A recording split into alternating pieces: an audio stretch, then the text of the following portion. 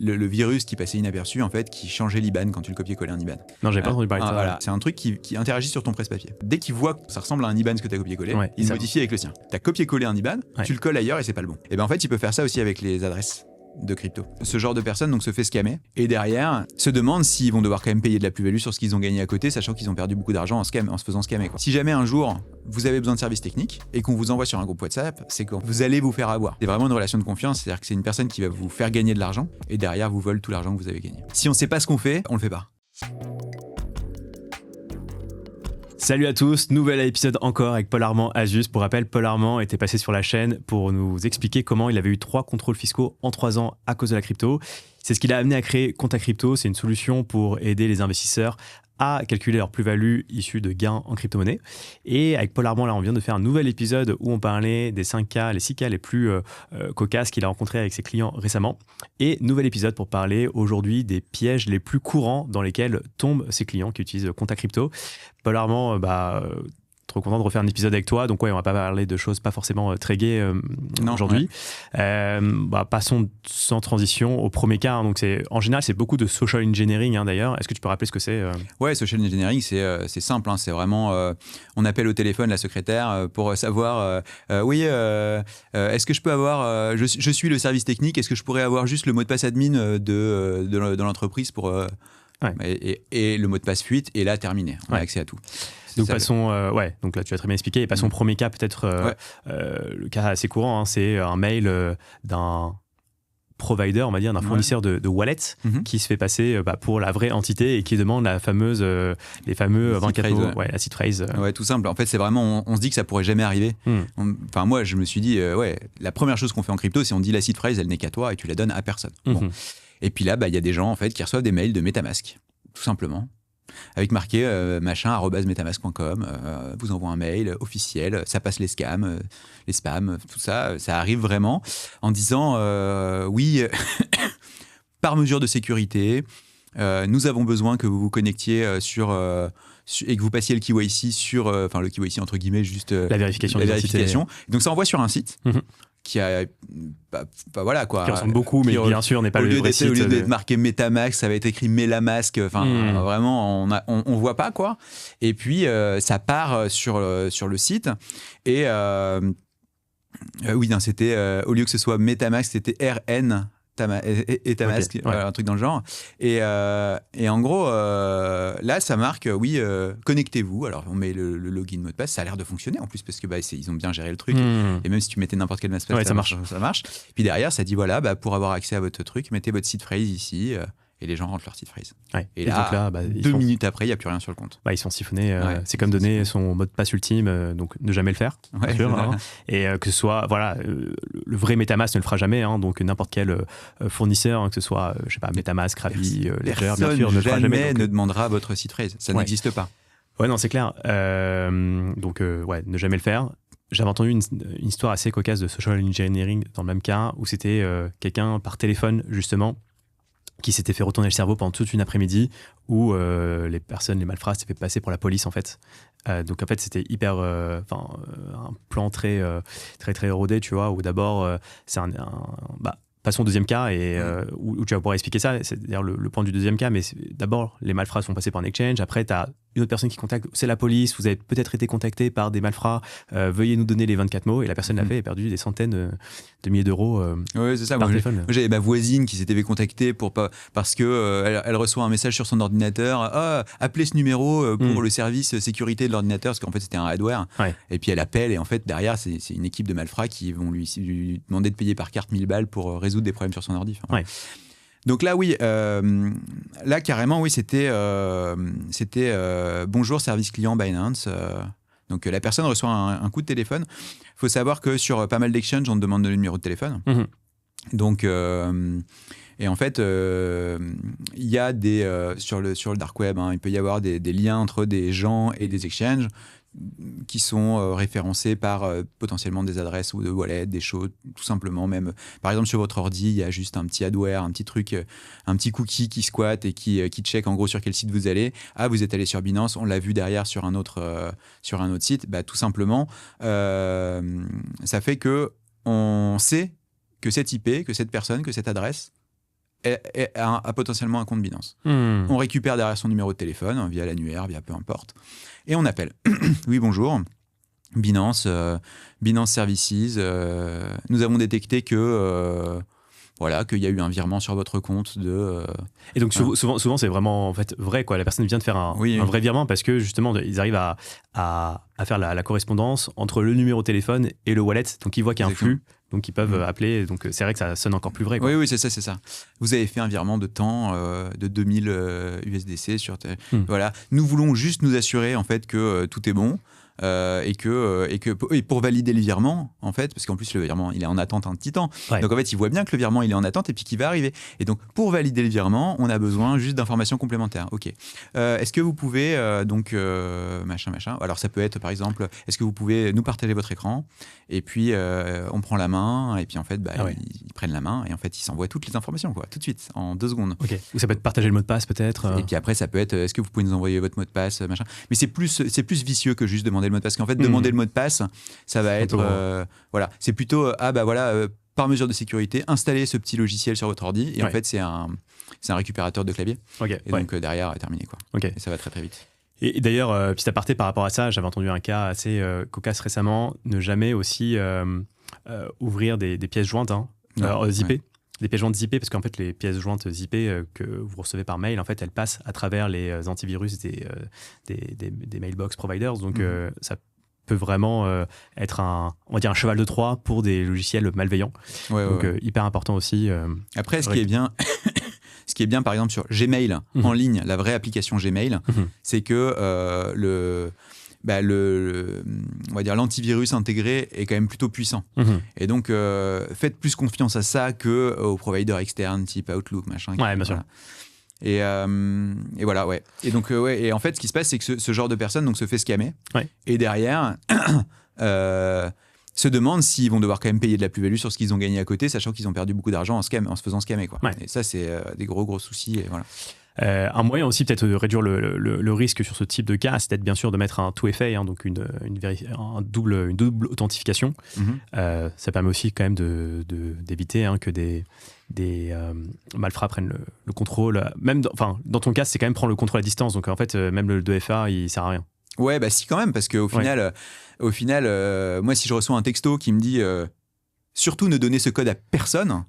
Là, tu peux te poser des questions, tu vois. Bien sûr. Mais là, on me dit de pas le. Voilà. Après, par contre, oui, c'est sûr que il suffit ensuite que je reçoive le texto, puis je le rentre dans l'ordi. Là, c'est fini. Terminé, quoi.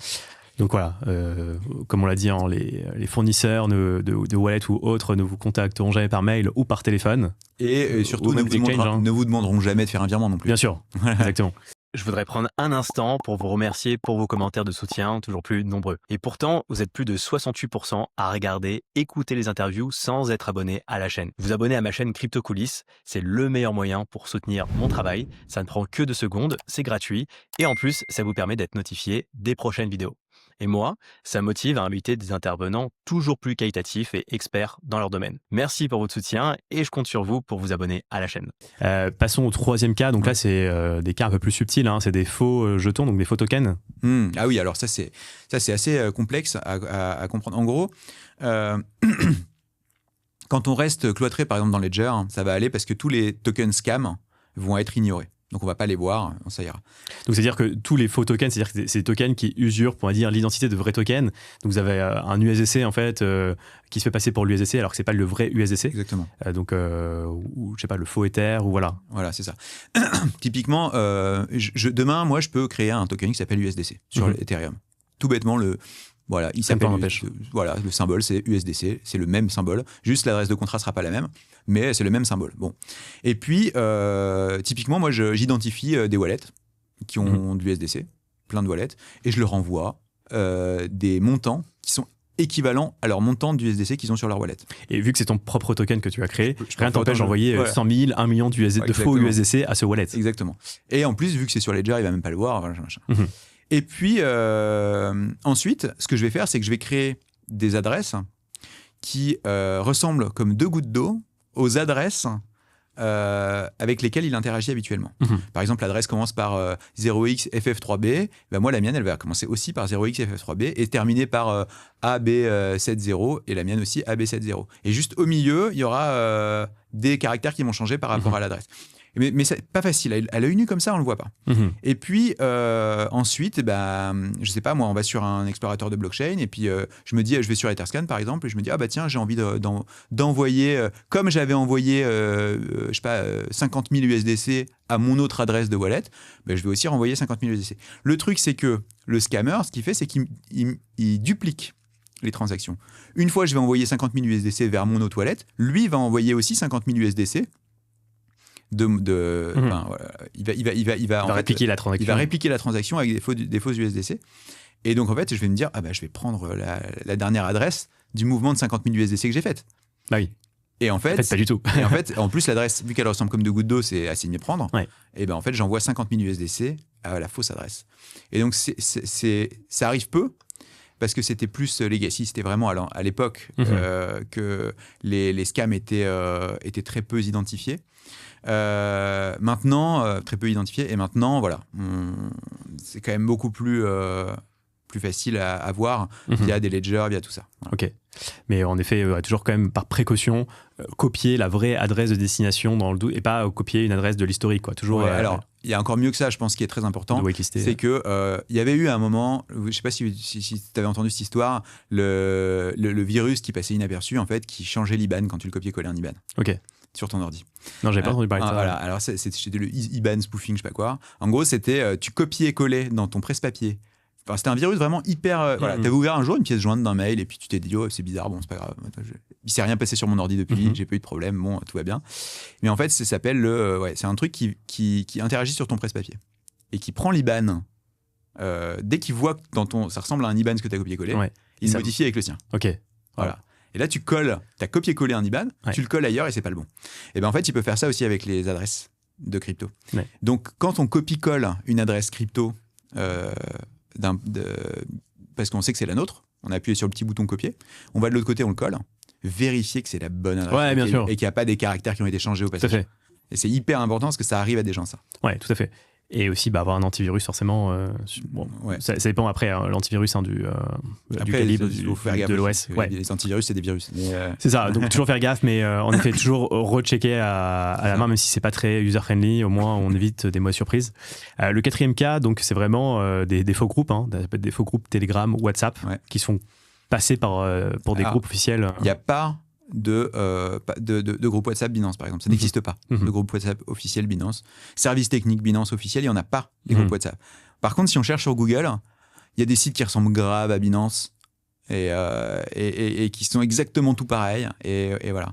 Et eux, et d'ailleurs, même, c'est fou, quoi. Il y a des sites, un jour, tu reçois un mail de Binance et tu te dis, c'est vraiment, mais copier-coller l'app Binance. Sauf qu'en fait, l'adresse en haut, c'est pas exactement la même, quoi. C'est binance.org au lieu d'être binance.com. Vraiment, c'est ça. Et le site est le même. Ils ont copié-collé le HTML et le CSS du site, donc c'est vraiment la même chose. Okay. Et là, on va venir mettre son mot de passe et ça y est, c'est fini, on se fait voler. Wow. Donc, il faut faire très attention. Pour ce qui est des groupes WhatsApp, il n'y a pas de groupe WhatsApp officiel de aucun exchange qui existe, surtout de services techniques. Donc, si jamais un jour vous avez besoin de services techniques et qu'on vous envoie sur un groupe WhatsApp, c'est qu'en fait vous allez vous faire avoir. Alors au début, ils vont être hyper bienveillants. Au début, ils vont vous dire alors, pour faire ça, vous allez ici. Ah ouais, putain, ça marche trop bien, et cool, machin. Et puis un jour, vous allez redemander une question, et puis là, on sait que vous êtes accro à ce truc-là et que vous êtes accroché. Et donc, en fait, on va vous dire, va sur tel site, donc on te file le lien, et puis rentre tes logins, mots de passe, et puis tu vas voir, ensuite tu vas cliquer là. Mais en fait, en rentrant tes logins, mots de passe, tu as donné tes logins, mots de passe à eux, qui ont maintenant ton login, mot de passe Binance. Et puis derrière, tu vas recevoir le mail où il faut envoyer le code. Ils vont te dire donnez-moi le code. Machin, terminé. Hop. C'est un engineering complet. Et ils sont très très bons. Parce que c'est sur la durée aussi, quoi. Non, et puis c'est pas comme à l'ancienne où on recevait des mails avec des fautes d'orthographe. C'est très bien fait. Non, c'est vraiment très très bien fait. Ouais. D'ailleurs, j'avais fait un épisode avec une personne, un investisseur à la base plutôt un investisseur Forex, mais qui pensait, donc qui avait investi jusqu'à 300 000 euros de sa poche, qui avait pensé avoir gagné 1 million, et qui en fait s'était fait scammer, mais c'est une arnaque.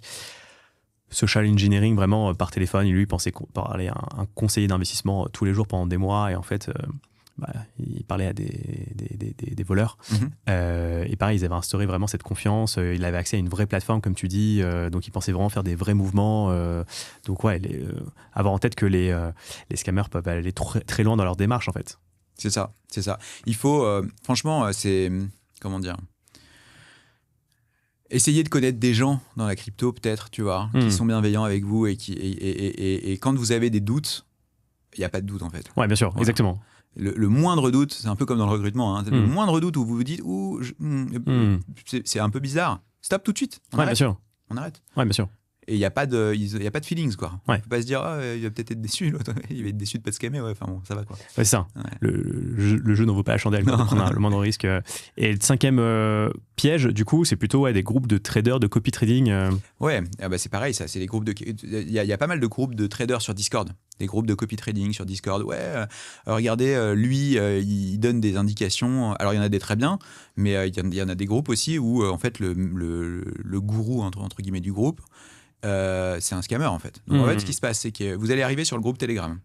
Ils vont vous dire, regardez, achetez ce token, il est ouf et tout, machin. Et puis, en plus, en général, c'est des leads initiés, c'est un faux token, c'est de la merde. Il vous fait gagner plein d'argent. C'est génial. Et puis ensuite... vu qu'il a un gros groupe, en fait, il fait monter les prix d'un token de façon artificielle. Donc, pump and dump classique. Voilà, exactement. Il revend, machin. Ensuite, ça rug pull. Il y a plein de gens qui se retrouvent dans la panade à cause de ça. Lui, il s'en fout complètement. Parce qu'il a acheté au tout début, il revend pendant la montée, quoi. C'est ça. Et puis, il est très content. Et puis ensuite, il vous fait croire, en gros, à des systèmes de rendement. Donc il vous dit voilà, maintenant vous avez gagné je sais pas 50 000 balles, c'est génial. Si vous voulez, vous pouvez le placer sur mon truc là, sur ce truc là qui a un rendement à 17%.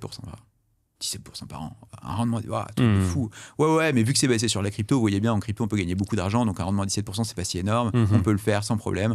Moi en tout cas avec mon groupe d'amis on y arrive, et donc si vous placez votre argent là, pas de problème. Ah ouais, ok, vous avez juste à faire un virement donc de 50 000 USDC sur telle adresse. Et c'est parti. Dieu. Wow. Au revoir. Ouais. Et en fait, c'est vraiment une relation de confiance. C'est-à-dire que c'est une personne qui va vous faire gagner de l'argent. Par chance, parce que elle aurait pu vous faire perdre de l'argent, mais à ce moment-là, elle vous fait gagner de l'argent. Et derrière, vous vole tout l'argent que vous avez gagné. Waouh.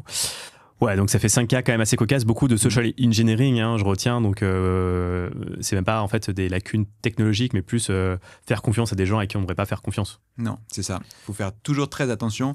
Et je parle surtout aux investisseurs un peu, on va dire, qui connaissent pas beaucoup la crypto. On en a énormément, de plus en plus cette année, genre en 2025, il y a eu beaucoup de nouvelles personnes en fait qui se sont mises à la crypto pour diversifier leur activité. Et en fait, qui en sont très vite dégoûtés parce qu'ils ne suivent pas les bonnes pratiques. Ouais. Mais parce qu'on n'a pas de garde-fou dans la crypto. C'est pas comme une banque classique qui vient... c'est ça. Voilà. Il n'y a pas de... une fois qu'un virement il est fait, tu ne peux pas revenir en arrière. En fait. Non, donc soyez très précautionneux Bien sûr. avec ce que vous faites et suivez les bonnes pratiques. Regardez des vidéos YouTube, informez-vous, regardez des gens qui sont connus. Je pense à Asher, je pense à des gens comme ça, des vidéos sur ta chaîne, des gens qui... sont connus, réputés et surtout qui sont bienveillants avec la communauté et qui veulent juste que ça se passe bien. Ouais.